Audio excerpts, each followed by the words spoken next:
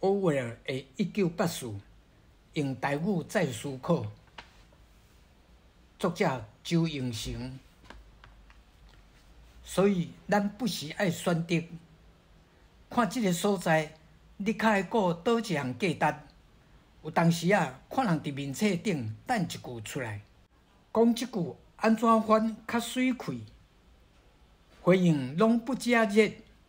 毋过，翻译一本10几万字的册，就是完全无共款的代志。你爱分配遮的各种价值，爱安怎顾着？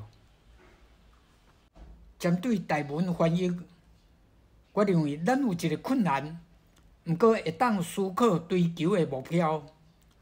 佐治·奥威尔也认互外文作家，免有台语开口，是咱甲翻做台语爱有伊的开口。